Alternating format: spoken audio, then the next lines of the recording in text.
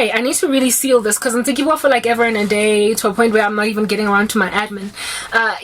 So this chick, now please go check out the previous part to gauge what ended up happening in this dream. Hey, God was showing me how exposed through the occult, in that people are going to consult and then find out that she put spells on them. They then will consult with each other. Ba musia morago di Versace tsa gagwe le di Gucci di tlo tsamaya go aeroplane marena o landa and o landa with a thud. She's going to crash, right? And at the moment when she comes crashing, she will be sent back to MTN because she landed from the aeroplane that she was in. I landed go MTN, and she was like a hawker outside MTN. And with her landing outside of MTN, the Lord was basically showing me the memory of when she had conviction that she needs to stop. She gained, like she was involved in the occult before coming to MTN, but because of her encounter with me, umzalwane, she was my friend, evangelizer, of course. Another that's ever met me since I came to Christ that can claim or they've sat with me for a conversation that was more than 10 minutes long without hearing about my Jesus. I evangelized her.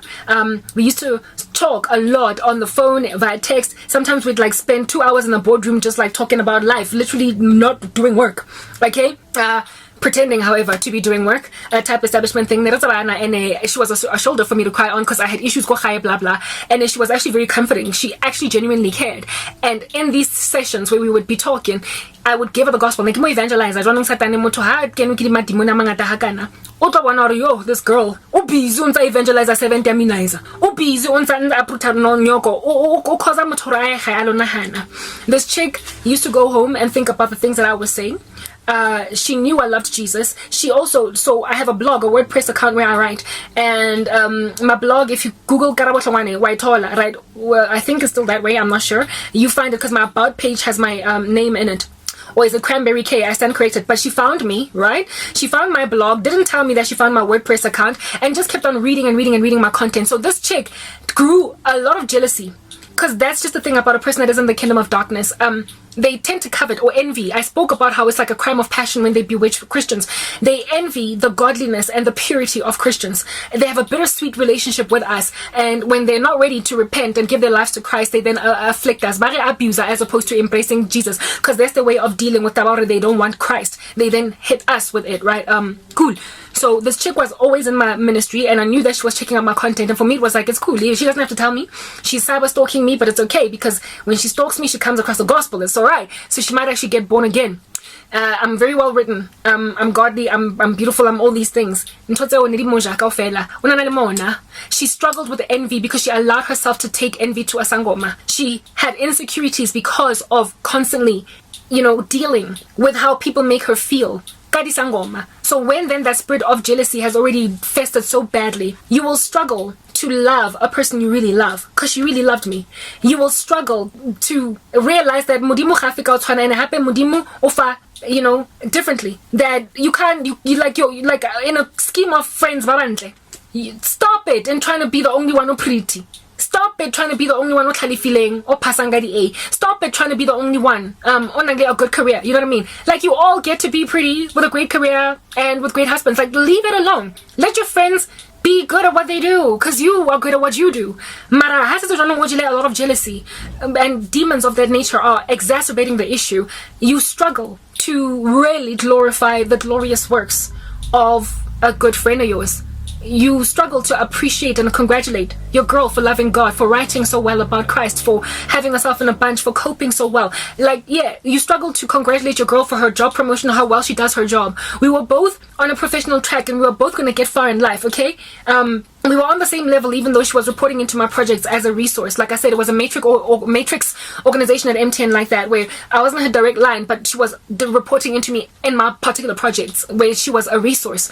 And we were both headed for great futures. We were going to grow together, go fella. We were birds of a feather. We actually got along like a house on fire. We were very close that way because our personalities clicked. Mara only involved in darkness, and she allowed herself within just 2 weeks to capitulate to that darkness. She got very deliriously envious of my love affair with Jesus, and she started mocking it, mocking me. At when I would tell her about my dreams, I accuse her of being sangoma, and I'd be like, but she was very, very below the belt.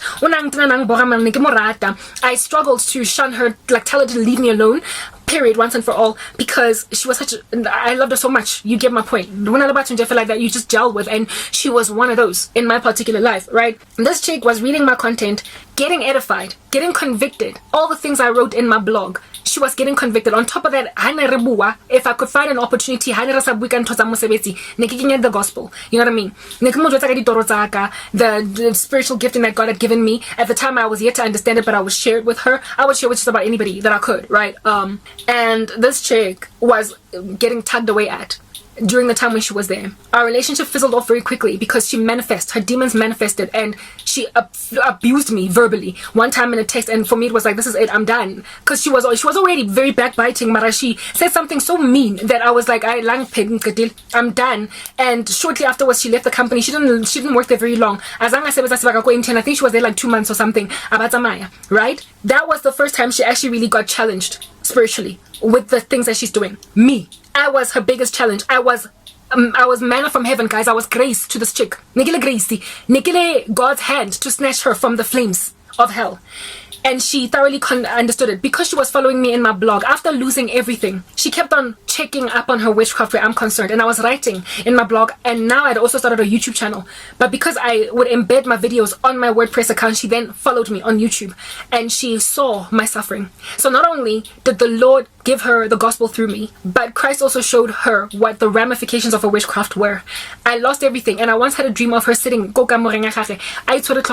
is what I did to my friend. She was guilty, but she never stopped. She like brushed off that sorrow. And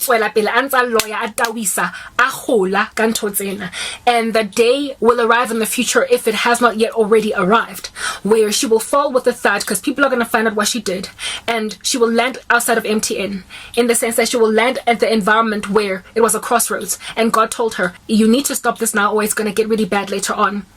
If you want to maintain your life, and if you don't want to lose your husband, if you want me to protect your shield, if